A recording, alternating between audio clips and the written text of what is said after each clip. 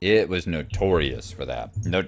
Notorious for two things: for the consideration skill being basically based on a group. If you see something, you come across, let's say you're in your 30s and you come across something that says even fight. Well, yeah, it means even fight if there's six of you, if you've got a group of people. Wow. And the other thing being undercon. So many things in the game undercon like crazy. I think we should thread through all these pawns back to where the bats were. Okay.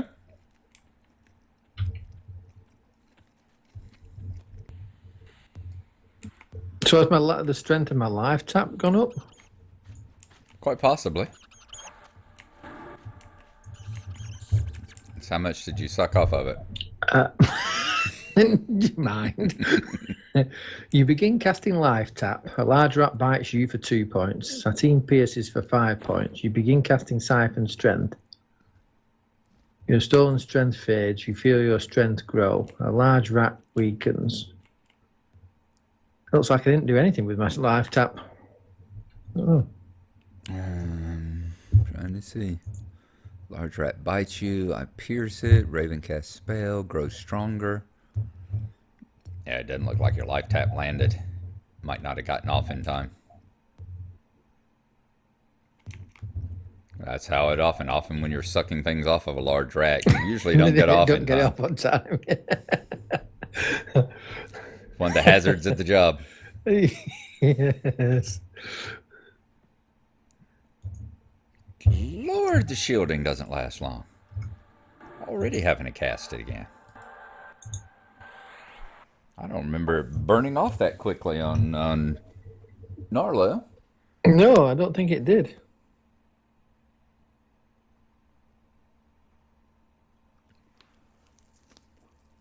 I'm better at meditate. 13. Yay. Starts to go up quicker once you've gone up a level. Yeah. Well, I mean, they were already at the level cap. Because most of the skills in the game are capped at your level times 5 plus 5. So as a first level, the level cap for everything is 10.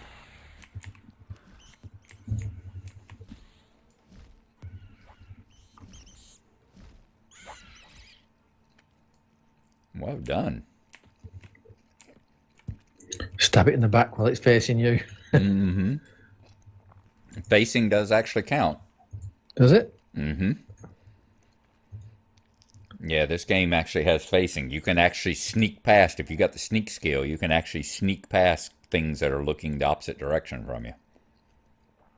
And you can... Obviously, rogues have to get around behind things in order to backstab them.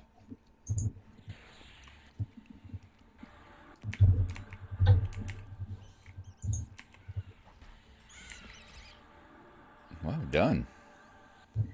I'm better at channeling. 15. Yay.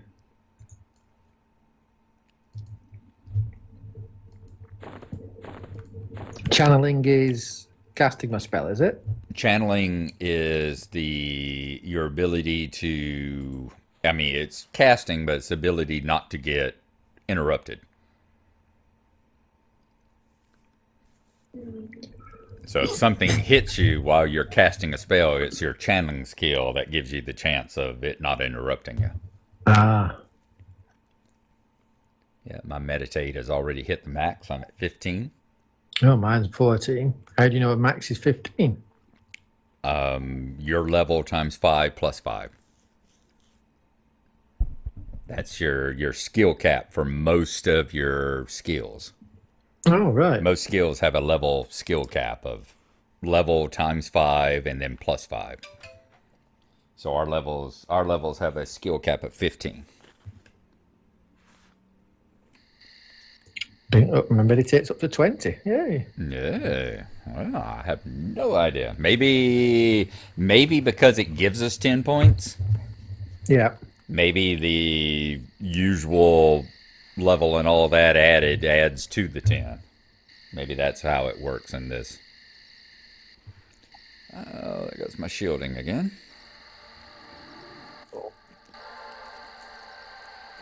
And another Sateen. skelly. Sateen is surrounded by a shield. Oh, yep. Another skelly. Okay. Weaken him first. Always nice. Yep. They're dropping a lot easier than they did before, though, at least, which is good. It's amazing what a difference a level can make. Already 1/5 of the way to the next level. Yay. Yeah. As I said, yes, 20 years ago, us poor, naive, first-time MMO players. Oh, these first couple of levels lulled us into a false sense of security. False sense of accomplishment. Oh, this game ain't too hard. We can level up real quick in it. Uh-huh. Yeah. Just keep believing that.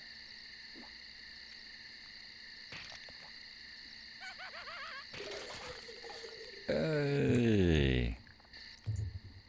So are bone chips no good to you then, as a wizard? Oh, that's the thing. You turn auto split back on. Forgot all about that. Oh yeah. There we go. So used What to is you it? being so weight conscious, and you don't really need to with that bikini waist you got there. You'll now automatically split money with your group. Bone chips to me are just vendor trash. Right. Yep. And what do I do with them then? I use them to summon in my pets. You will use them to summon your pets. Yep. So will that mean I could only summon? I've got like 17 bone chips now. So could I only summon my pet 17 times and that'd be it? Or? It depends. As the pets go up, they require more and more chips. I think your first pet you get is like 1 or 2 chips, and they keep going up, so that eventually you're burning like 5 chips at a time. And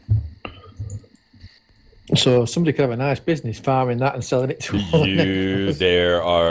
that was a very good way for newbies to make money. Was to go to the East Common tunnels and sell stacks of bone chips.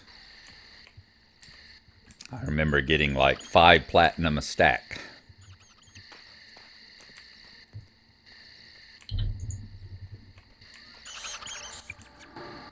Nice. Yeah. Nice. Well Nice done. when I don't have to run after them now. Uh-huh. I thought you might get into the caster thing. I have to admit, I do think I prefer the monk, but the caster's certainly got its own interesting things, and it'd be nice to see what happens when you get, different spells and everything, like you say, a pet and everything. Yeah, and once you get your pet with a whole little control panel to have it, sit, have it attack, have it break off attack, all that kind of stuff. Oh, you can actually control it, can you, the necromancer? Whereas Yeah, the only one you can't control is the enchanter. That's the only one that has a pet you can't control. Yeah. And we can control them when we charm pets. That was the whole thing with it, is that a enchanter is powerful enough whenever he gets the charm spells, and then he starts charming things to fight. But then when your charm wears off, does it turn around and attack you? Yep. Yep. So you got to always keep an eye on that, because the charm doesn't have a set amount of time. And when it wears off, guess who's number 1 on the hate list?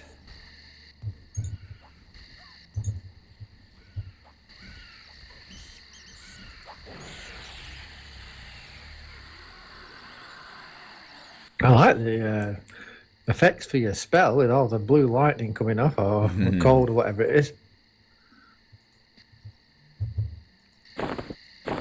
Yeah, the cold blast or whatever. Yeah.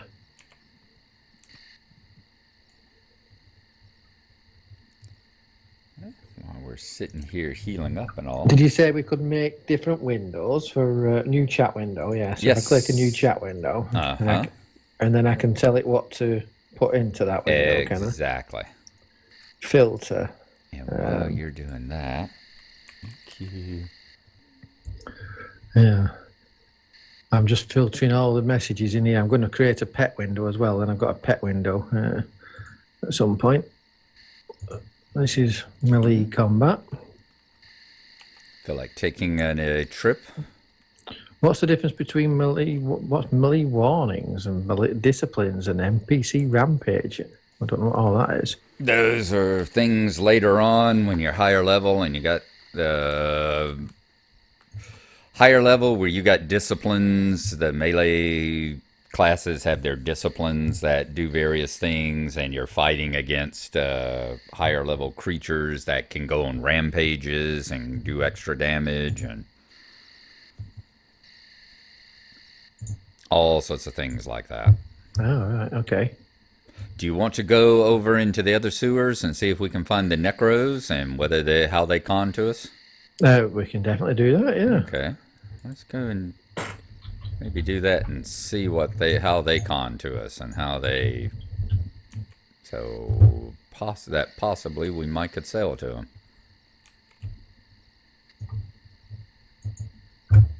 We just need to go across to the other side of the walls. Okay. Once again, just watch the pawns. They're our only real problem.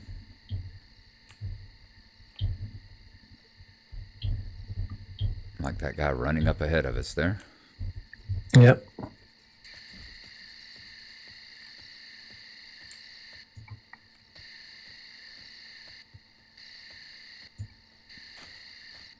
Thinking we go in and just kind of hug the left wall. Anytime there's a turn, just go left, I think is the way it works. That's a fake wall, is it? That different coloured one there? Yep. Yeah.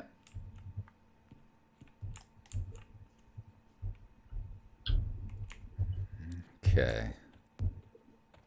Now, just like up and above, I would think nothing down here is going to be kill on sight to us. We'll check anyway. I mean, if the guards aren't kill on sight, I wouldn't think they would be. I'm sure the paladins are. If you see a paladin, yeah, don't talk to him. I have no idea what a paladin looks like. He looks a lot like the guards. Oh, great. Yeah, that's just the problem. They're just a little bit too squeaky clean. That's the only thing. I like the fact it's got secret passages and everything. That's cool. Oh, yeah. Yeah. Oops. Okay. Yeah, don't fall in there. Hug the wall. You don't want to fight the drowned citizens. They con red. So, yeah, just hug the wall and go around.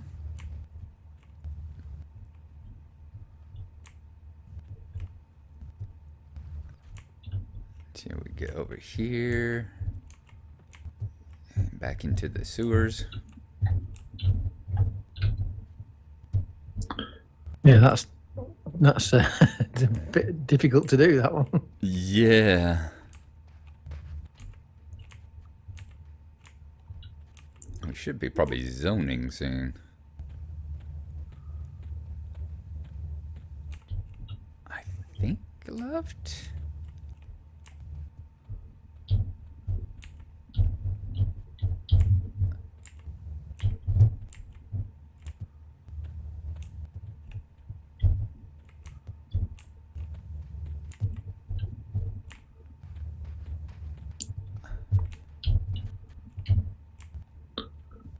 Oh, that's another secret wall inside the sewers, is it? Wow. I didn't realize we'd gone through one. Yep. I think that's where the drowned people were down there. So we don't want to go that way.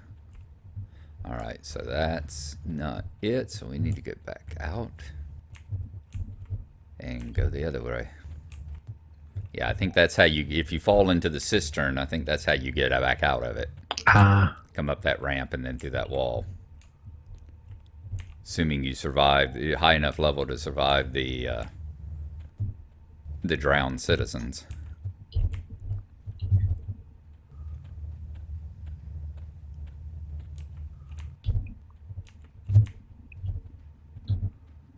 Boy, Freeport really needs to put some money into infrastructure repair. They have got a lot of holes in their sewers. They really do.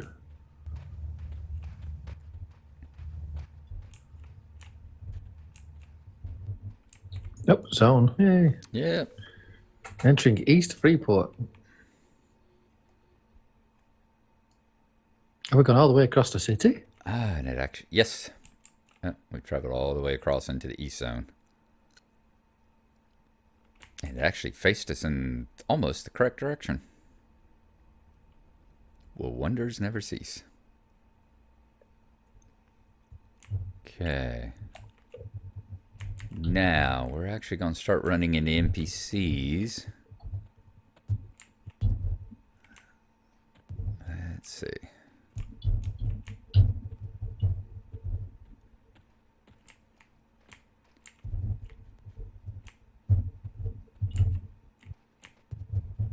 Let's see. All right. Necromancer Guild Master. Oh. Judges you amiably. Yep. All right. So cool. We can come here, and I guess that's the evil cleric. Yeah. See, I always forget that. I forget there are evil gods that actually need clerics too. So, can I get necromancer supplies? Yeah. Anybody here sells spells? This one does. Hey, sisterly. Banish undead. Cajole undead.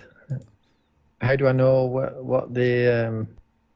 well, they must be too high a level for me. They're 23 platinum. Whoa. Yeah, that's an easy way to tell. These are the 49th level necro spells there. So one of these people might sell the lower ones. 12 check platinum. him, I'll check her. All right, yeah, these are like silvers. Yep, here we go, necro ones. How do you know how do you know the necro ones? Right click on the spell on the list. Doesn't tell you what the spell does, though. Well, Cavorting Bones is your pet. Is it? Yes, I know that one. Oh, right. So I can buy that. Mm-hmm. What's Clinging Darkness, Cold Light, Disease Cloud. Oh, Disease Cloud. I wonder if that's a dot. I can look them up for you. Let's see. EQ Necro Spells. Level needed SDH 9. Okay. Necro 1. You should have something Sense the Dead, which just senses undead. If there's any undead around, it'll turn you to face that direction. Yes, there's a Sense the Dead spell down there, yeah. Invisibility versus undead. That makes you invisible to the undead. Yeah. Minor shielding. You should have minor. There should be a minor shielding, so you can play the "Oh my God, as it wore off already" game 2. No, there's no minor shielding here. Okay, probably had to get it off of the Mages Guild or something. Cavorting Bones is your first pet. Yeah. Cold Light just summons a light. If you're with people who can't see, you can summon a light for them. Disease Cloud is a dot. Life tap, of course. What's it called? Disease Cloud. I had it in one. Oh, yeah, there it is. 4 silver. Okay. Let's see what Fear. It's fears make them run away, aren't it? I wonder what Grim Aura. What does Grim Aura do? Grim Aura. That increases your. You cast it on yourself. It increases your attack value. You should be able to cast it either on yourself or probably on your pet as well. You can probably cast it on other people. Is that actually a spell you can buy? I mean, for you, it says here it's level 3. Necromancer. Oh, yeah, I've not even thought to look at the levels. Damn it. That's a level 4. All right. What about Fear? Fear's a level 4. Damn. Is it a level 4 too? Yeah, and Disease Cloud is level 1. Well, it's all right. At least I've got them there with me. Yeah, you've got them. So, Cavorting Bones is a level 1. What's Leering Corpse? It's a level 4, whatever it is. That's your next pet spell.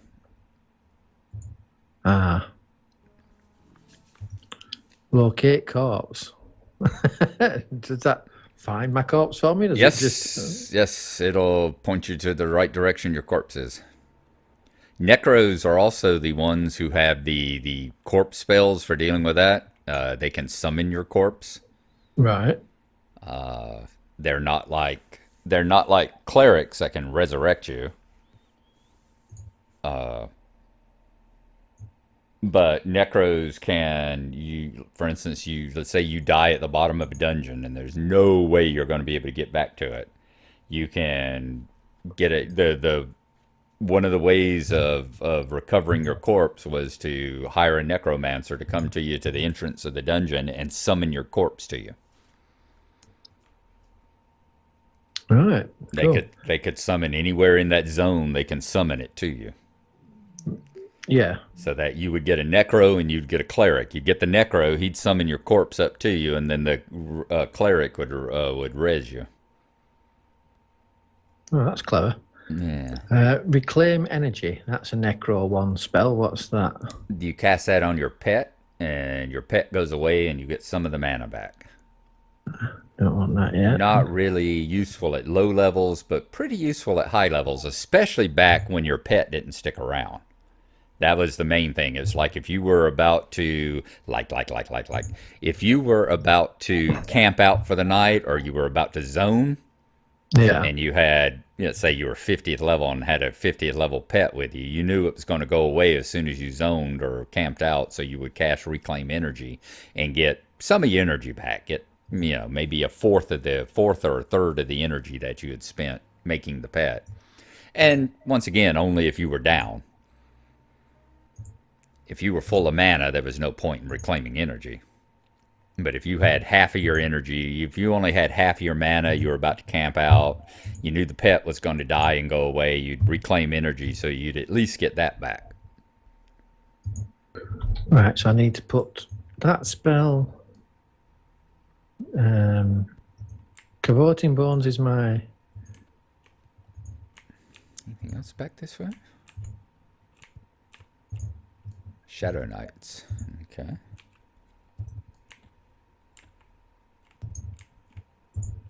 Weapons, yeah. That's the Shadow Knight stuff up there. Okay.